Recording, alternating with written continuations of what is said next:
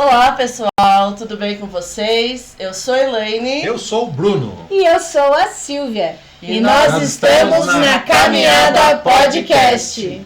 Tire sua sandália, venha conosco aqui se sentar para a gente meditar esse momento santo da palavra. E o evangelho desta semana é o meu predileto, o Sermão da Montanha. Que está em Mateus 5, dos versículos de 1 a 12. Vendo aquelas multidões, Jesus subiu a montanha, sentou-se e seus discípulos aproximaram-se dele. Então abriu a boca e lhes ensinava, dizendo: Bem-aventurados os que têm um coração de pobre, porque deles é o reino dos céus. Bem-aventurados os que choram, porque serão consolados. Bem-aventurados os mansos, porque possuirão a terra.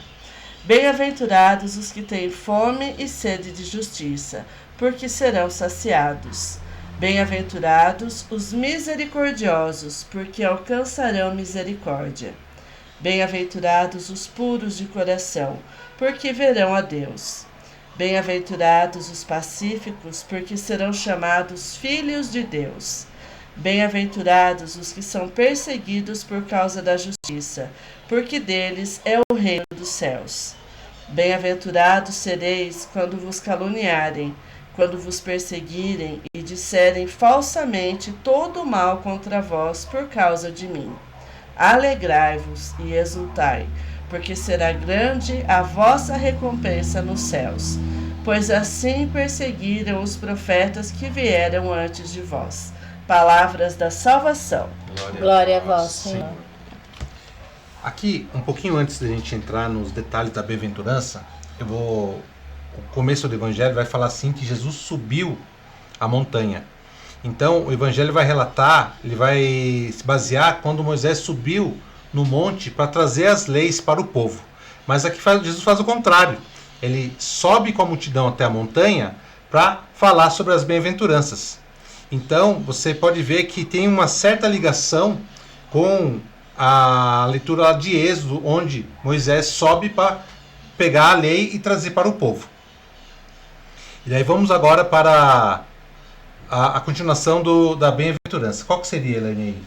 Bom, eu acho assim, essa é uma palavra muito rica, né? Então eu acho muito interessante a gente meditar, né? Bem-aventurança por bem-aventurança, porque merece, né, todo esse carinho, esse cuidado dessa meditação. E eu acho que merece esse carinho e esse cuidado, porque é o caminho que Jesus deixou pra gente, né? Assim como as 10 leis de Moisés, né, que são os 10 mandamentos e a fundação da igreja, essas palavras saíram diretamente da boca de Jesus.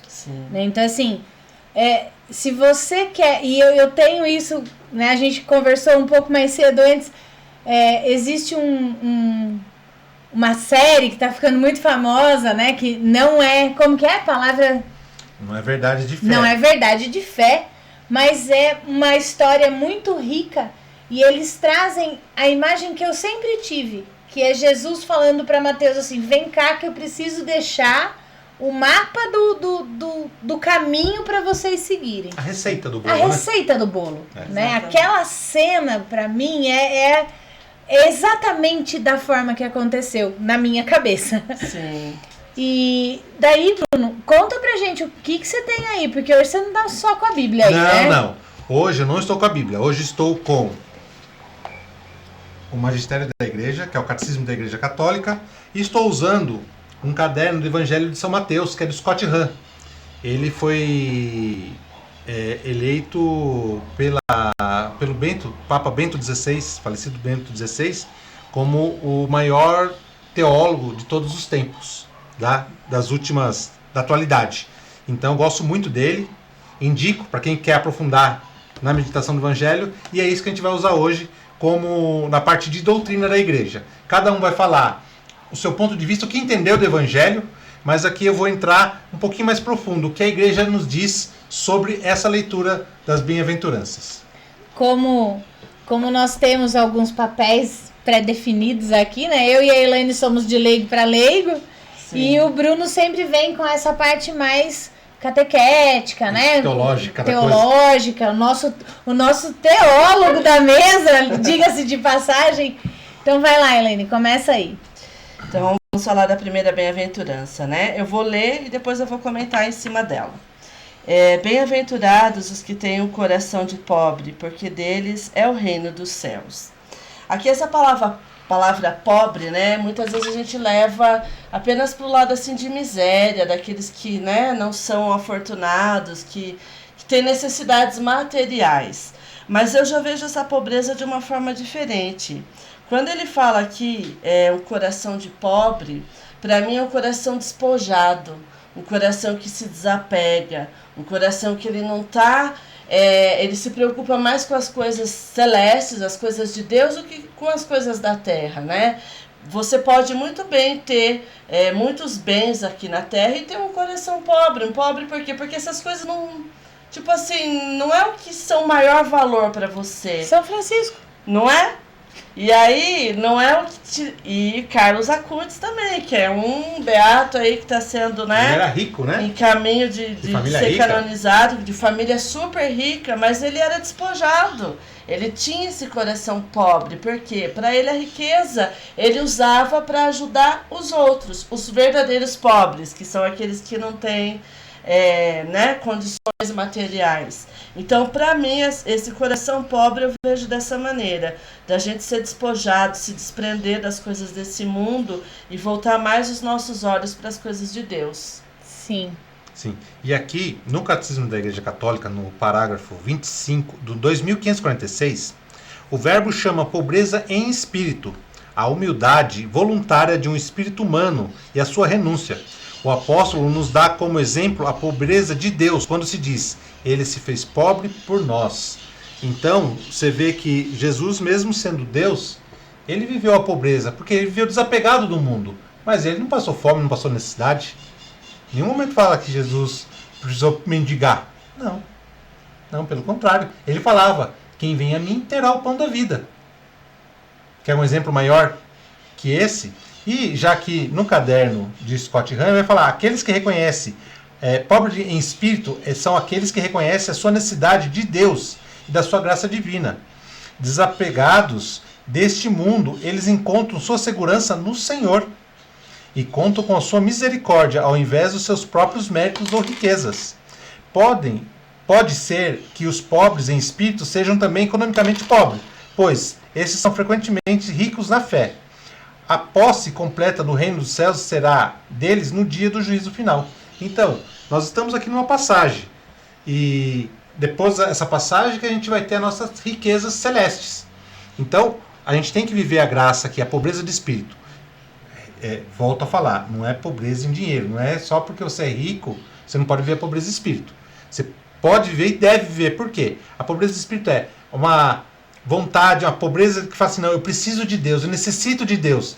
Eu tenho tudo, material, mas a minha alma precisa de Deus. A minha alma anseia e deseja por Deus. É isso que vem falar esse trecho da bem-aventurança. A César o que é de César, E a Deus o que é de Deus. Exatamente. Sempre uma palavra, ela, né? A segunda bem-aventurança, e eu já vou aproveitar para você que está seguindo a gente, né? Eu já vou dar um recadinho aqui. Se você tá gostando do podcast, tá achando isso muito legal, curte, comenta, compartilha com seus amigos. E se você já vem acompanhando, vocês perceberam que eu sou a única que nunca tem nada, né? Então, não é porque ela quer, ela vai explicar. Eu tenho uma deficiência visual, né? Eu perdi uma parte da visão depois do Covid e ler para mim ainda está sendo um processo adaptativo. Então eu não vou estar com alguma coisa aqui se eu não vou utilizá-la nesse momento. Para eu ler, eu preciso de alguns recursos que não seria viável ter aqui no podcast. Então, por favor, Elaine, tenha a caridade de ler a segunda bem-aventurança para mim. Bem-aventurados os que choram, porque serão consolados. Bom, não preciso nem falar.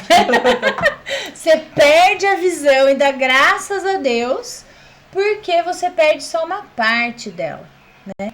Eu parei de dirigir, Eu parei de ler, agora estou retomando esse processo, mas ainda é um processo lento. Mas eu acho que é isso, né? Dores sempre existirão. É uma parte da Bíblia que está escrito, né? Que tereis aflições, mas tem de bom ânimo. Sim. E eu acho que essa bem-aventurança é exatamente isso, né? A gente vai ter momentos de dor, a gente vai passar por aflições, mas se a gente tem Deus, a gente tem esse lugar onde a gente sabe que esse amor é nosso, e daí isso é dentro do nosso individual, né? Ele me ama, ele te ama, e ele não ama mais a mim do que a você. É como eu me amo e como eu amo a Deus que eu vou receber esse amor de volta. Então, quando a gente olha para as nossas dores e a gente entende que elas têm um propósito na nossa vida, né? Sim. Isso vem como um afago, como um carinho. E por mais que esteja doendo, né, eu sei que eu vou ser consolada ali na frente. Sim. Esse consolador foi me dado. Ali, alguns evangelhos depois, ele vai aparecer. Sim. Sim. E Deus, ele sempre tira um bem, né? Um bem maior de um mal. De toda a dor. Né? Então, e eu tenho certeza que você tem experimentado muito isso na sua vida, né? Bastante. De todo mal, Deus está tirando um bem muito maior. Sim. O que não é bem é livramento. Exatamente. É isso mesmo. E a gente tem sempre que ter esse olhar otimista, né? Para as coisas.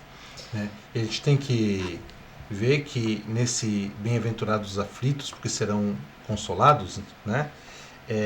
Deus, muitas vezes, na nossa intimidade, na nossa tristeza, né? Às vezes a gente está preocupado com alguma coisa, tudo, mas a partir do momento que a gente coloca para Deus, né? A gente fala, Senhor, ó, vê meu coração, vê como está a minha situação do momento. Como diz na Salve Rainha, né? Nesse vale de lágrimas, né? Que nós vivemos, que não tem como, essa passagem, a nossa jornada aqui na Terra é um vale de lágrimas, não tem como, porque você vê em volta quantas maldades acontecem em nosso meio, né? Sim. E quantas coisas ruins que a gente vê em nossa volta e a gente muitas vezes fica aflito, a gente vê, né, uma pessoa sendo maltratada, uma criança sendo sequestrada, as guerras que estão acontecendo aí, e isso aflige nosso coração, porque poderia ser com um ente da nossa família, poderia ser com a gente, né? E aqui Deus vem falar aqui, né? Na vida vindoura eles serão confortados por Deus, que enxugará todas as lágrimas. Então a gente tem que ter essa confiança, né?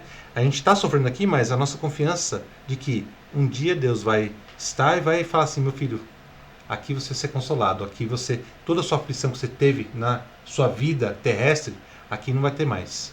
E essa experiência que a gente tem que ter, né? Ter com o coração sempre confiando em Deus, entregar para Deus, para que Ele possa enxugar nossas lágrimas e confortar o nosso coração.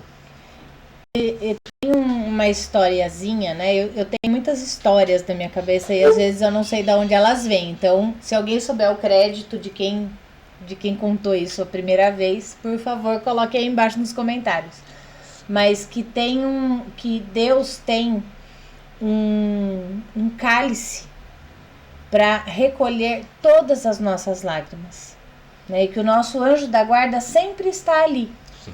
Então, esse é o versículo que eu deixo para você que tem depressão, para você que tem síndrome do pânico, para você que está com um problema muito sério de saúde, né? Na família, ansiedade que hoje, né, aflige muitas pessoas.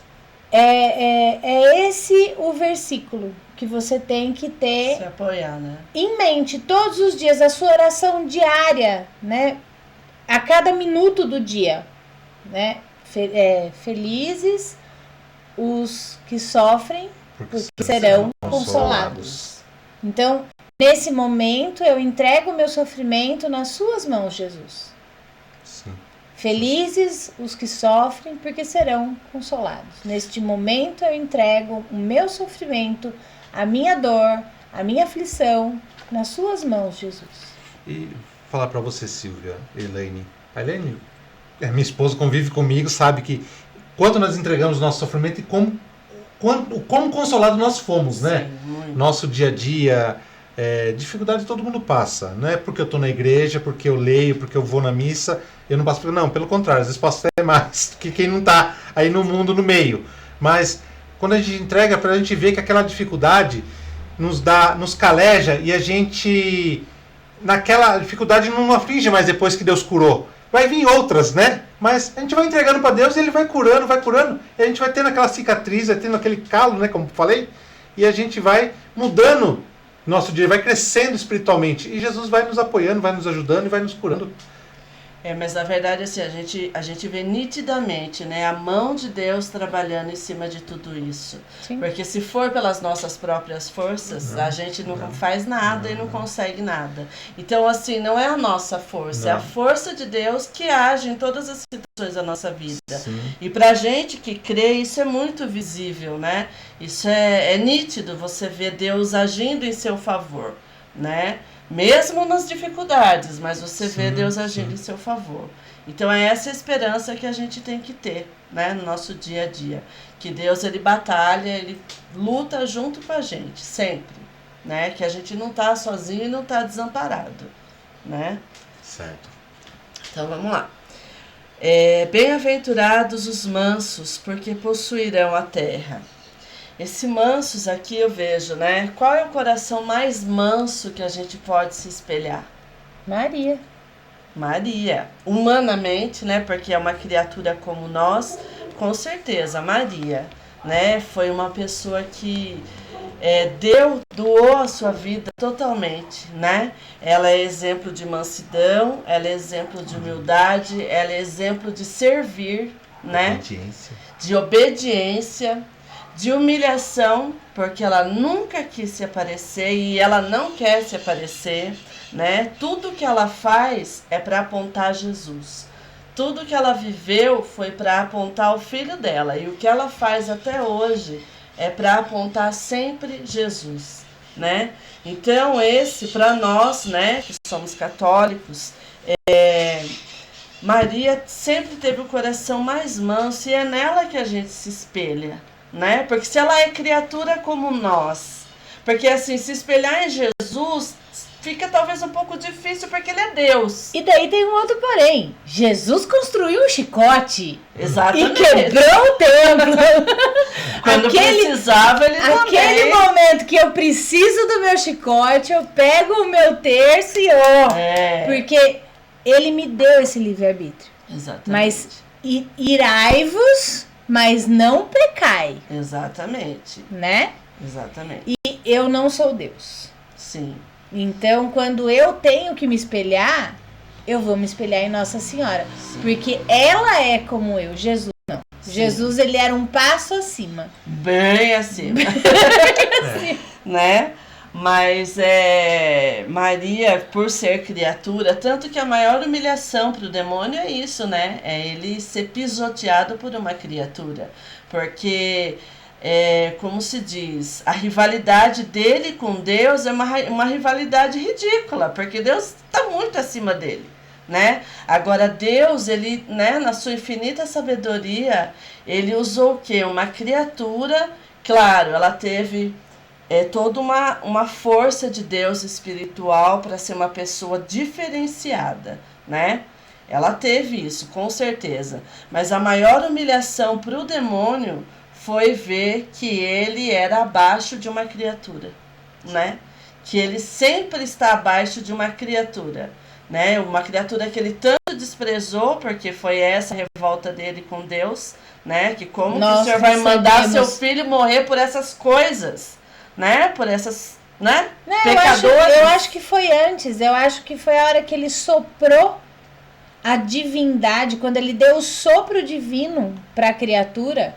E o demônio querendo ser ele, a imagem, né, e semelhança de Deus. Ele falou, como assim? Eu estou aqui para te adorar e ele será a sua imagem e semelhança. Sim. Né? Então, e daí a revolta foi aí. Foi também. Mas assim, a hora que ele, né, falou assim, como que vai mandar Jesus, né, Deus, morrer por essas criaturas tão, né, desprezíveis, significantes, insignificantes, pecadoras, então foi aí que ele não desceu na goela dele. E aí, para, né, completar a história, Deus levantou uma criatura perfeita, porque ela foi perfeita. Pra gente, a gente acredita que ela foi perfeita porque não poderia ser diferente, né? Jesus, ele não poderia passar por uma criatura imperfeita, sendo ele Deus puro, santo, né? Então, ele tinha que passar através de uma criatura que pudesse esperar o que ele era, né? Então, eu tenho muito confiante isso dentro de mim. Então, que a gente possa se espelhar, né, nessa mansidão e nessa humildade, nesse servir, nessa docilidade, nesse estar sempre pronta, né? Que Maria sempre foi assim, né? Estava sempre pronta a servir. E aqui,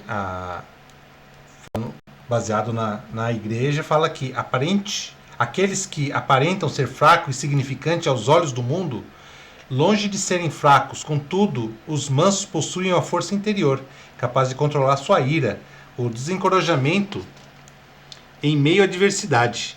Então, muitas vezes, a gente é tentado. E aí que a gente vai ver o quanto a gente é manso, né? Porque será que vale a pena retribuir aquela tentação, aquela provocação? Será que vale a pena você pôr gasolina naquela situação, vingar, né? Se vingar? A maior vingança que nós possamos fazer para as pessoas é a nossa oração, né? Sim. Eu falo, ser manso, não ser bobo. É diferente. É diferente. Sim. Né? Ah, não, vou ser um bobo. Não. Pelo contrário, não. Ser manso. É você receber aquela crítica, aquela provocação e você pensar, mas realmente... Não deixar aquilo te afetar, né? Realmente eu sou aquilo que a pessoa está me falando? Será que a pessoa não está falando mais dela do que de mim? Sim. E pensar, falar, Senhor, toca nela, porque tem alguma coisa ali que não está bem, que ela está querendo descarregar em mim. E daí, né, em outro lugar ali, Jesus vai falar, né? Orai pelos seus inimigos. Logo à frente. Os próximos capítulos tá ali. Tá ali. Porque rezar pelos amigos é fácil, né? Sim. Agora pelos inimigos é que é a nossa... Mas daí, Bruno, eu acho que é exatamente isso, né? Quando eu falo que eu acho muito importante, a Bíblia toda é o nosso... É o nosso livro guia, é o manual. Manual de instrução. Mas as palavras que saem da boca de Jesus, elas têm essa força, sim, porque elas vêm uma complementando e elas vão montando um quebra-cabeça. Né? Então é assim, apartai-vos da face do mal. Não é porque a pessoa tá te humilhando, tá, né, te provocando, que se você continuar ali, a sua humanidade vai fazer você perder a cabeça. Vai. E vai aumentar, né? Né? Então, apartai-vos da face, se afasta, perdoa, né? Se precisar quebrar o templo, lembre-se, construa o seu chicote, né? Pense bem, reflita, pense de novo, não tem como? Não, quebra, então vai, quebra, perdoa e se afasta. Sim. Né? E continua rezando para que aquela pessoa tenha essa iluminação e essa mansidão. Esse quebrar que a Silvia coloca, eu tô entendendo assim, como um rompimento, né? Sim. Como, sim. Não é quebrar a cara da pessoa, não. Não é quebrar a cara da pessoa, não.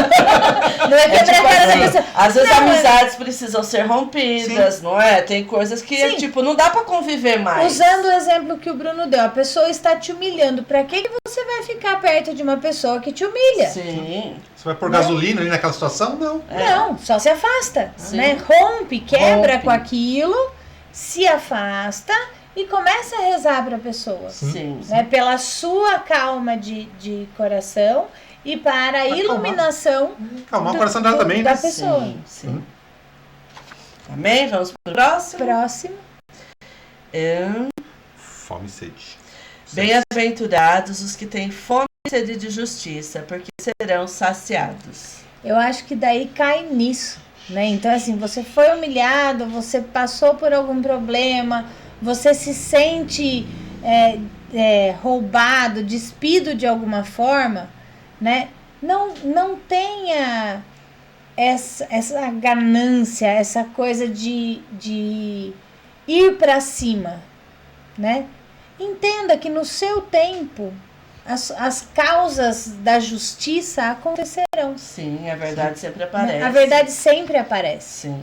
Às vezes você é acusado de alguma coisa que você não fez. Às vezes você é apontado de uma forma diferente daquilo que você realmente é, né? Só se acalma. Isso vai aparecer ali na frente, porque a justiça do homem, ela é lenta. E às vezes ela é cega. Sim. Mas a de Deus jamais nunca falha. Nunca. É a coisa que eu mais amo e o que eu mais deixo acontecer na minha vida é a lei do plantio. Sim. Né? Sim. Se você planta o bem, não tem como colher diferente. Sim. E nisso entra também o livre-arbítrio, né? Você pode plantar o que você quer. Só que na justiça de Deus, você vai colher aquilo que você plantou. Exatamente. Tá? Não é que Deus fala, não, Deus está fazendo eu colher uma coisa que eu não plantei. Não, não, pelo amor de Deus. Deus não vai fazer isso. Você vai colher aquilo que você plantou. Você plantou amor, você vai colher amor. Plantou discórdia, vai colher discórdia. E daí, às vezes, a gente tem que pensar assim, mas eu fui tão religioso, eu fiz tanto bem e eu só tenho coisas ruins na minha vida.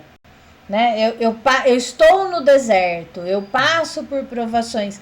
Também precisa olhar um pouquinho, porque o deserto é passagem. Sim, sim. Né? Se a sua vida está um deserto o tempo todo, às vezes você está plantando, achando que está plantando o trigo dourado, e na verdade o que você está plantando é o joio. Exatamente, aí que você vem, você fala um ponto legal esse negócio do deserto. Quando você fala, não, estou no deserto, tá, mas como que você está nesse deserto? Você está murmurando? O povo, quando saiu do Egito, murmurou. Aqueles que saíram do Egito não entraram na Terra Prometida. Precisou ter uma renovação daquele povo para eles aprenderem e falar, não, eu tenho que entregar a Deus, agradecer a Deus, bendito seja Deus. Eu tenho maná, eu tenho água, eu tenho uma tenda, eu tenho... As cordenizas de vez em quando. Né? Eu não estou comendo as cebolas do Egito lá, eu tenho meu alimento... E tô indo para uma terra onde mana leite e mel. Louvado seja Deus. Né? Então é isso que a gente tem que ver. O deserto está nos levando para a santificação ou está levando para a murmuração? Por isso que eu falei. Às vezes você está plantando joio e está achando que está plantando trigo. Exatamente. Então não podemos. A gente tem que fazer sempre esse exame de consciência e falar, não, mas estou no deserto, tô sozinho. Não estou sozinho, estou com Jesus. Mas como que eu estou? Será que eu estou aceitando Jesus me carregar no colo ou eu estou murmurando? Pô, Senhor, você está deixando nessa situação deplorável e tudo? É questão de visão. O copo está meio cheio ou está meio vazio. E o que diz né? a palavra? Aqui, ó, aqueles que anseiam por viver rigorosamente de acordo com a vontade de Deus, suas prioridades é buscar o reino de Deus e a sua justiça, essenciais para sustentar suas vidas. No fim, eles serão satisfeitos por Deus na vida eterna. Isso. Né? Falamos que é tudo. o que a gente mais anseia, né? É o que está lá, não o que está aqui. Que não vai ser só leite e mel, né? Não, com certeza não. Lá vai ser uma alegria. Vai ser uma alegria. Ai, meu Deus, nossa, que nem... sonho. Fica imaginando. Vamos pro próximo. Bom, agora no próximo bem-aventurança. Bem-aventurados os misericordiosos, porque alcançarão misericórdia. Aqui eu vejo essa misericórdia assim como... Aí aqui a gente tem que se espelhar no coração de Deus, né? Porque Deus, ele não julga a gente, né? Ele sempre dá a oportunidade da gente ser melhor. E quantas vezes a gente se coloca como juiz na vida do nosso irmão, né? Se ele errou uma vez, já dá a sentença já, né? Já cancela o cara. Já cancela, e esse já não serve mais, e a gente põe de lado. E muitas vezes o perdão pode fazer com que, né, mude, né, a cabeça, a vida daquela pessoa, porque Deus, ele vai trabalhando de formas tão sutis, né, e tão, assim, minuciosas, que às vezes o perdão para aquela pessoa, né, pode cair assim, poxa vida, eu fiz tanta coisa errada e eu fui perdoado. E aquilo caiu como uma conversão no coração da pessoa. Então, assim, eu me policio muito nisso, né? De não ficar sendo juiz na vida do meu irmão, mesmo porque eu não tenho direito, né? Porque o justo juiz é apenas Jesus. E ele ainda nem está nessa posição, né? Ele só vai se colocar nessa posição no dia mesmo do julgamento final. Então, hoje, ele não está nessa posição de juiz. Se ele não está, quem sou eu? É aquele que, pelo contrário, você caiu, ele pega, Ele estende dá a sua a mão, pega a sua mão, levanta, sacode a poeira e vamos te lá. levanta Vamos lá, de filho, tô com novo você. Caminho com você. tipo, vamos lá, vamos... Uma coisa que eu gosto muito, né, que eu tomo pra minha vida é o exemplo. Sim. Em vez de eu te julgar, Seja exemplo. seja exemplo. Sim. Então, assim, se eu sou a pessoa que fala assim, Elaine, mas você é isso, mas você tem que mudar isso, mas você tem que parar de fazer isso, porque esse é o seu pecado, porque isso vai te condenar. Quanto mais eu falar isso, mais você vai olhar pra mim e falar assim, eu que não quero ser igual a ela, porque Exatamente. Fofoqueira, né? A pessoa vai se retrair mais ainda, né? Então, se eu falo pra você, não, Elaine, olha, vamos rezar, Deus vai te confortar, vamos tentar mudar essa atitude, mas olha, vem aqui comigo, né? E eu te mostrar, em vez de te mostrar o Jesus julgador, o acusador, que o acusador não é o Jesus. Não. E nunca será. Não. Se eu te mostrar o amor, eu acho que eu te ganho. Não diz que o amor transforma? E Jesus mesmo disse, quanto que eu devo perdoar? 70 vezes 7. Então, infinito. se eu te perdoar e você cair amanhã, eu vou te dar a mão de novo, eu vou te levar para a igreja de novo. E se você continuar no pecado, eu vou continuar sendo exemplo. Sim. Né? Até que vai chegar um dia que água mole... Como que é a história? Água mole em pedra dura, tanto bate até que fura. E você pensa assim, né? Se a gente voltar pro Evangelho, imagine se Jesus fosse juiz com Pedro, né? Pedro negou ele 3 vezes. Sim. Né? E depois Jesus fala, Pedro, Tu és... né? Apacenta a minha ovelha. Eu não vejo o Pedro caído, eu vejo o Pedro lá na frente. O Pedro que vai anunciar meu evangelho. Sim. Imagine o quão importante foi para Pedro Jesus olhar com aquele olhar misericórdia e falar assim, Pedro, eu sei que você fez errado, mas eu te amo. E ele fala isso para cada um de nós. Meu filho, eu sei que você está no pecado. Levanta. Sacode essa poeira. Vamos, vai, eu te amo, vamos caminhar. Não é para você cair, mas você caiu. Meu, levanta. Levanta, começa. De novo. Começa de novo. Então, é assim, o que a gente não pode acontecer, não, Jesus me ama e vou ver no pecado. Isso, pelo amor de Deus. Usar da misericórdia de Deus. Isso aí não pode. No pecado, não, Deus me ama, Deus é bonzinho, Deus é misericordioso, vou ver minha vidinha aqui do jeito que eu quero. Isso não pode. Mas, Bruno, eu acredito muito no que se a gente está imerso nessa palavra e nesse amor, esse amor é transformador. Sim. Você pode estar nesse amor hoje em pecado e daqui a pouco essa atitude do pecado vai te incomodar. Vai. E outra? Sem ninguém falar nada. Sim. Só com o exemplo das pessoas lá. Sem ninguém falar nada. Exatamente. Eu parei de beber, né? E assim as pessoas vão caminhando. Exatamente. Né? Porque quando você fala assim, você tem que parar de comer carne, você tem que ser vegetariano. Só assim, eu vou parar de comer jamais. Não. Agora, vai morar numa comunidade onde ninguém come carne. Exatamente. A carne vai deixar de fazer falta. Sim, é que assim, o que Jesus pede de nós, né, para sermos exemplos, sermos multiplicadores da sua graça e do seu amor. Então, as pessoas que vivem hoje assim, afastado da graça de Deus, acham que, não, Deus me ama do jeito que eu sou, vou ver. Não, mas você tendo a sua conduta, a sua vida cristã, a sua vida voltada para Deus, essa pessoa fala, nossa, mas essa pessoa é diferente do que eu vivo. E vai começar a questionar, mas por que ele tem diferente do que eu tenho? E muitas vezes a gente não precisa falar nada. Sim. Ele vai falar, não, eu vejo aquela pessoa ajudando o próximo, eu vejo aquela pessoa não tratando mal as pessoas, ela conversando de igual, dependente da pessoa que é. Então ela fala, não, eu quero ser igual a essa pessoa. Sim. É isso que Deus quer da gente, né? Que assim como Ele é misericordioso com nós possamos usar essa misericórdia para com as pessoas à nossa volta. Com os nossos irmãos, né? com certeza. A gente tem que ser aquele que assim, pega o número maior possível de pessoas e leve para Deus. Muitas vezes a gente não vai precisar falar nada. É Ele que vai fazer a colheita, exatamente. Né? Não sou eu. Assim, Jesus fala assim, ide anunciar o evangelho. Ele não fala assim, ide converter as pessoas. Não, anunciar. A conversão é eu que faço. Sim. E o que diz? E aqui fala assim, aqueles que buscam imitar a misericórdia do Pai através do perdão do próximo. Os misericordiosos são pacientes e compreensivos com as falhas dos outros e são generosos ao atender às necessidades através das obras de caridade e compaixão. Quando vier o juízo final, eles receberão a misericórdia perpétua. Já aqui no Catecismo da Igreja Católica, no parágrafo 2447, vai falar assim que as obras de misericórdia são ações caritativas, pelas quais corremos ao próximo em suas necessidades corporais e espirituais. Então, além de você ajudar aquela pessoa que está passando necessidade, está passando fome, passando frio, está com sede, você ajuda, mas também o espiritual. Sim. Sim.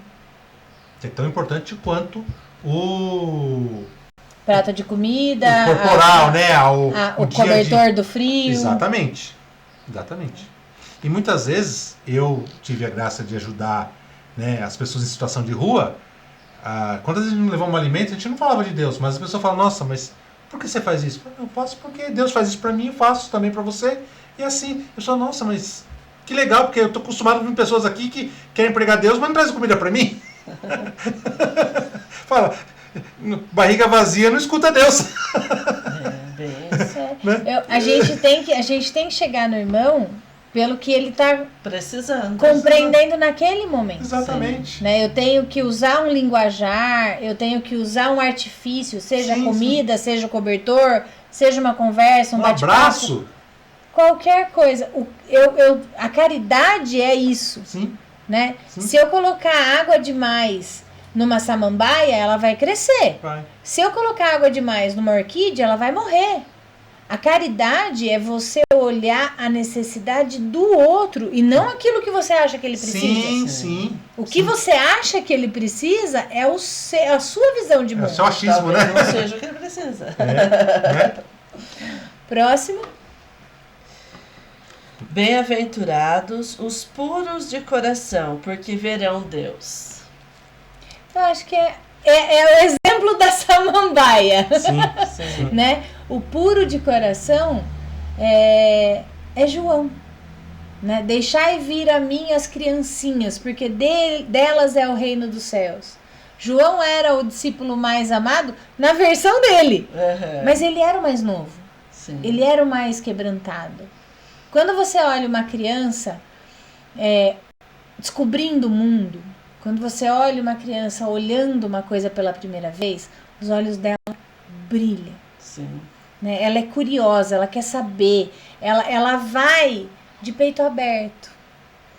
E eu acho que é esse o nosso propósito. Se a gente estiver ali de coração quebrantado, de peito aberto, né? O que volta, né? é o amor. Sim. Né? Por que João se sentia o mais amado?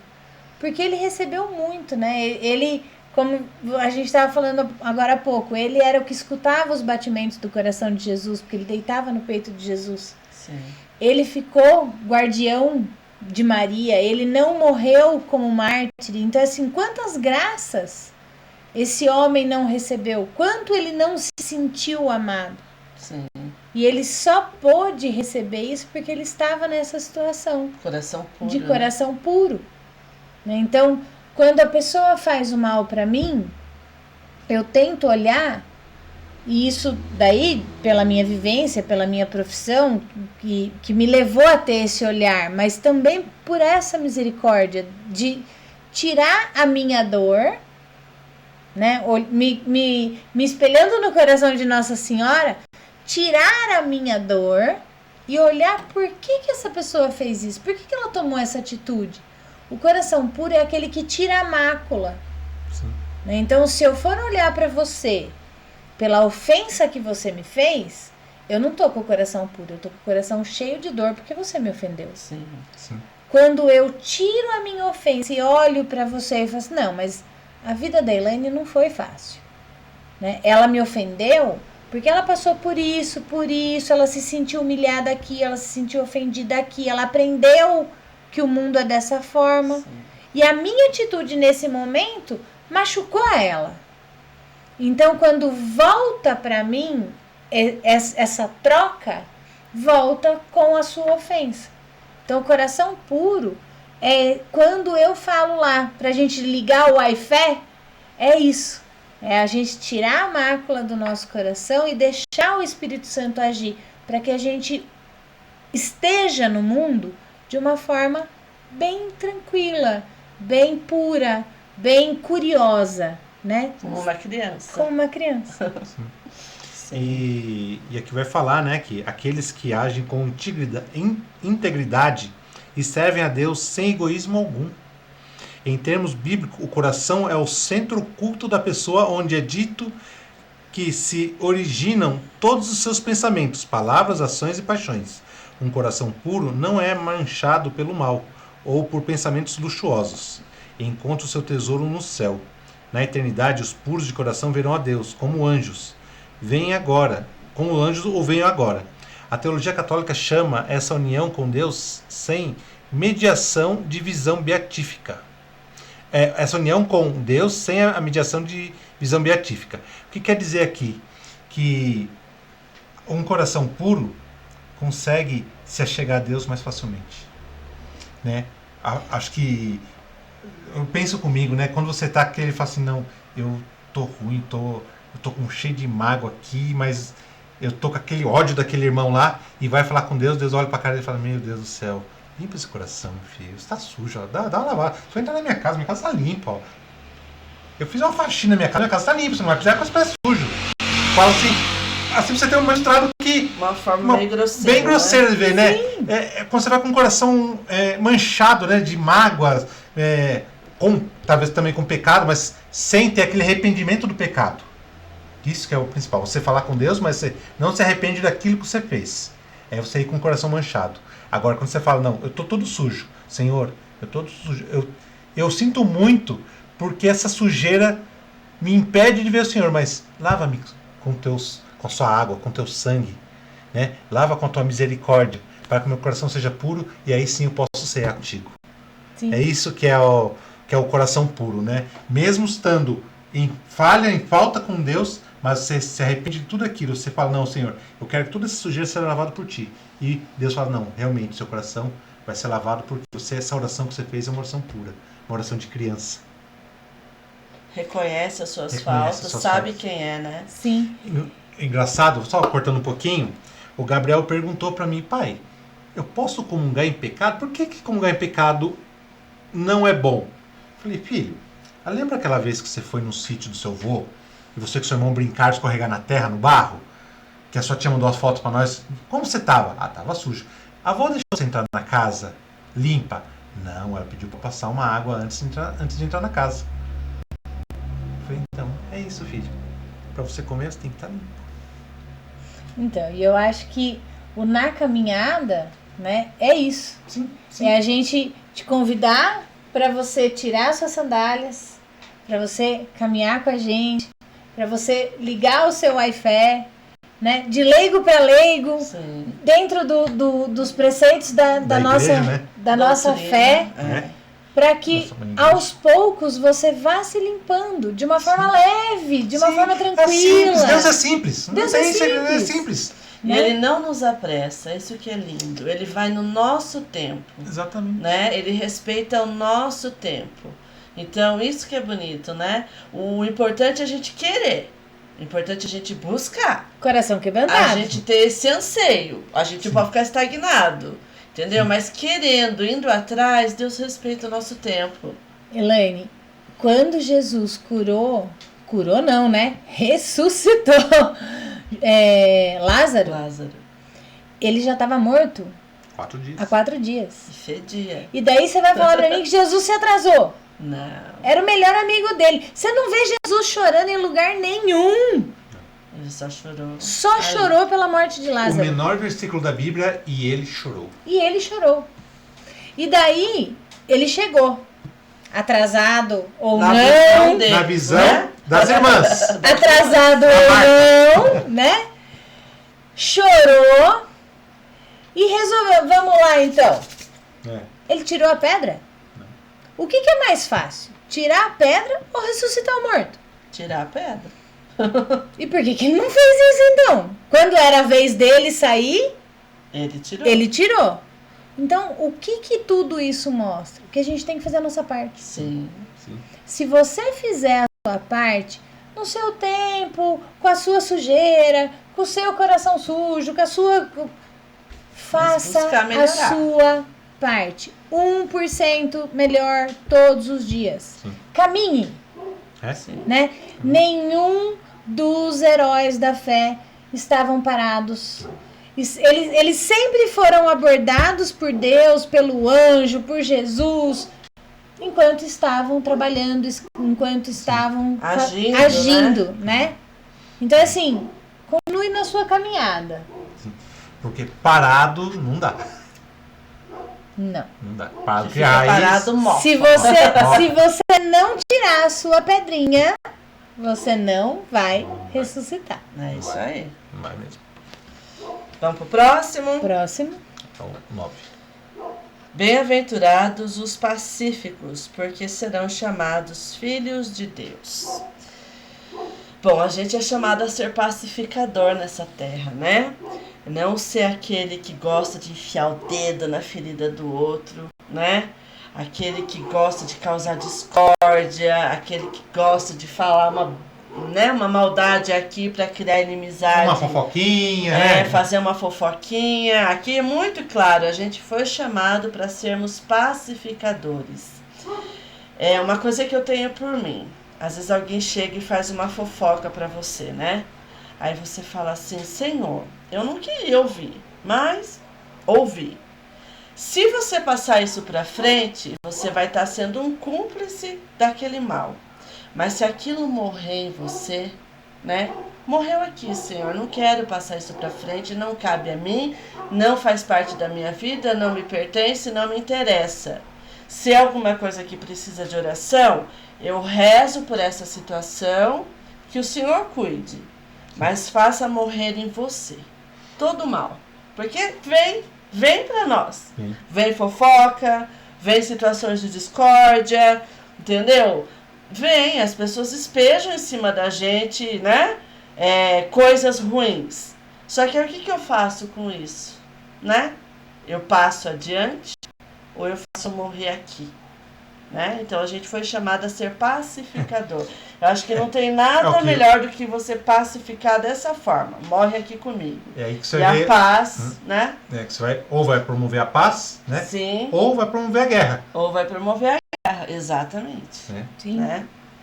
E aqui vem falando aqui, ó, aquele que semeia a paz no mundo, isso significa, em partes, esforçar-se para viver em paz com o próximo.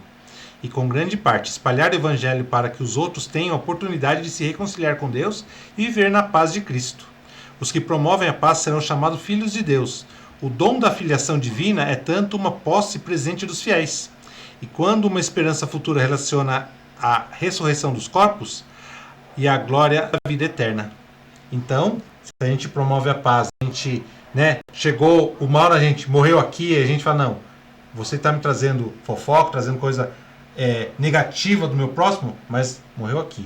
Eu quero que Deus abençoe ele, cuide da vida dele, cuide da sua vida que veio trazer também, né? Sim. Você quis semear discórdia, mas morre aqui. Daí acontece, o mal, você corta o mal pela raiz. Exatamente. Né? Tem uma história de São Felipe Neri, que ele foi atender uma confissão, e a moça falou assim, ó, meu grande pecado é que eu falo mal da vida dos outros, eu fofoco tudo da vida dos outros. Pode falar, beleza, então vou fazer o seguinte, eu tô com fome, você vai fazer o seguinte, você vai lá no seu quintal, vai pegar a galinha mais gorda, e vai vir caminhando até a igreja aqui, depenando ela, tirando as penas e jogando. Boa. Essa é a minha penitência, padre? Primeira parte da penitência é essa. E aí foi lá. Depenando, tá? Tirando as penas. Chegou, ó, padre, tá aqui, ó, depenada. Legal. Muito bem. Agora você volta e recupera todas as penas que você jogou.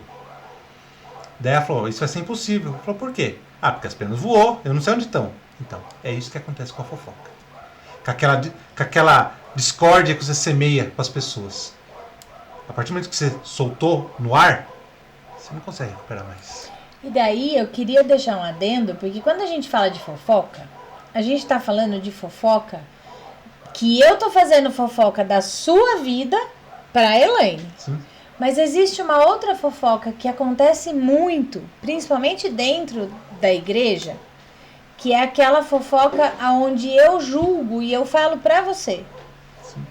Então assim, olha Bruno, mas você tá fazendo isso errado, isso não pode, né? Então, não é uma fofoca, porque eu tô falando de você pra você. Sim. Mas a gente volta lá naquele julgamento. Sim. Né? Eu planto em você Sim. um sentimento ruim. Sim, sim. Né? Porque... Aquelas pessoas que são os maus agouros. Sim. Né? E lá vem o pessimista, né? Nada tá bom. Nunca você escuta sair da boca dessa pessoa algo muito bom. Sim, um elogio, né? Um elogio. Né? Não então, sabe criticar. isso também é uma forma E quando acontece isso, você tem que parar e ver e falar assim, tá, mas baseado no que ela tá falando que tá errado? É aquilo que você qual regra falou que ela tá também, usando? né? Às vezes assim, é o que a pessoa tem dentro dela. Sim. Não fala que a boca fala que o coração tá cheio. É o que tem dentro dela, ela só vive isso. Né? Mas daí a gente precisa entender que se eu não tenho um coração puro, que a minha visão vai ser sempre a minha distorcida. visão vai ser sempre distorcida. Sim. E daí eu causo o mal no outro. Sim. E acaba afastando, né? Fala, não, a pessoa falou uma coisa, eu vou embora. Sim. Fala, não, beleza. É aí que você tem que... Aí que E aí vem a gente tem que tomar cuidado, porque essa pessoa acaba sendo motivo de fofoca. Sim. Porque aí todo mundo fala, nossa, aquele lá, o coronel da igreja, né? Entendeu? Aí a gente tem que Mas tomar aí cuidado. que vem a mansidão, né? Fala, não, beleza, aquela pessoa falou que eu tô errado. O que você vai fazer? Vou procurar, vou estudar onde que eu tô errado. Onde que eu tô errado? Aqui, a Bíblia. O que diz isso? Não, realmente, eu tô errado, mas não do jeito que ela me falou, do jeito que ela me acusou. Então, você entende que isso tudo é um mapa e que o primeiro está conectado no segundo, que está conectado no terceiro. Sim. E se a gente conseguir fazer isso aqui, o nosso discernimento, o nosso foco, nossa conduta de vida. a nossa conduta de vida, Fechou. Né? Você vê que é uma receita, né? Se eu pular um ingrediente aqui, vai faltar. Não cresce. Exatamente. A alma não se salva. Não tem atalho. Não tem. Não tem atalho. Infelizmente, o céu não tem atalho. Não. E a história da Chapeuzinho Vermelho diz pra gente que se você pegar o atalho, o lobo te pega. Vamos lá pro próximo? Próximo. Bem-aventurados os que são perseguidos por causa da justiça, porque deles é o reino dos céus. Mas pode continuar, que é tudo junto, isso aí. Bem-aventurados sereis quando vos caluniarem, quando vos perseguirem e disserem falsamente todo mal contra vós, por causa de mim. E aqui só vou interromper um pouquinho a Silvia, que é a vez dela falar. O quanto a gente começa a seguir essa receita que nós conversamos, muitas pessoas vão falar, nossa, mas você é carola. Mas você é muito radical. Não precisa ser tanto assim. Deus é amor. Deus está dentro de mim. Né? E aí você fala assim, tá, mas eu estou seguindo o que está na Bíblia, o que a igreja pede, o que foi ensinado desde... milenar, né? Dos Antigos Testamento vem vindo. Dando certo, é uma tradição, né? É uma tradição que vem aí, além, se você basear só na Igreja Católica, nos 2000 anos, mas tem a tradição também do Antigo Testamento. E a pessoa vai falar que eu sou, mas baseado no quê? Qual a régua dela que tem que falar que eu sou muito radical? Né? O Jesus vai falar que o céu é dos violentos. A violência é contra o pecado, contra você mesmo, não contra o próximo. Sim. Né? Você tem que praticar com violência. Não é mais gostoso você ficar em casa assistindo TV do que vir aqui conversar, meditar a palavra? Ou tá num clube, numa piscina, no calor que tá? Que não tem nada de errado, mas cada coisa no seu tempo. Né? Hoje a gente tá dedicando o nosso momento para Deus. E quando a gente entende isso, fica fácil. Fica. Sim. Porque assim, se eu não julgo a vida do outro, o julgamento do outro não me diz respeito. Ela está dizendo mais dela do que de mim. Tá tudo certo. Sim. O que é bom pra mim, né? Nossa, eu já fui apontada de todas as formas que você pode imaginar. E de verdade, Bruno, é a minha verdade. É aquilo que eu sinto no meu coração. Sim. Se eu não levar a palavra de Deus pro próximo, se eu não for exemplo da vida de Jesus, do amor ao próximo, o que eu fiz da minha vida? Exatamente. Né? Não tem propósito, porque para qualquer religião que você olhe, para qualquer forma que eu acredito que seja uma forma de vida na Terra, estamos aqui para evoluir. Sim. Todas saem de um ponto e chegam a outro ponto. Você não nasce criança e é criança o resto da vida. E este ponto, este caminhar, em todas as religiões que eu conheço, se dá através da evolução. Sim. Então, se você resolveu seguir esta doutrina, você tem que seguir esta doutrina. Exatamente. Né? Com Não respeito a tudo, a todos. Não adianta você falar assim, não, eu sou católica, mas eu vou ali... No espírita, vou no Vou fazer outra coisa. né? Não tô falando que tá errado. Não tô falando que não vale a pena. Eu tô falando que se eu decidir Exatamente. fazer isso, Sim. eu tenho que fazer isso. Sim. E daí, o que o outro vai falar de mim diz mais respeito a ele do que de mim. Só Sim. que se Jesus foi perseguido, se Jesus foi crucificado, e se ele mesmo disse que não seria o discípulo menor ou melhor ou maior que o mestre, eu não posso esperar diferente. Não.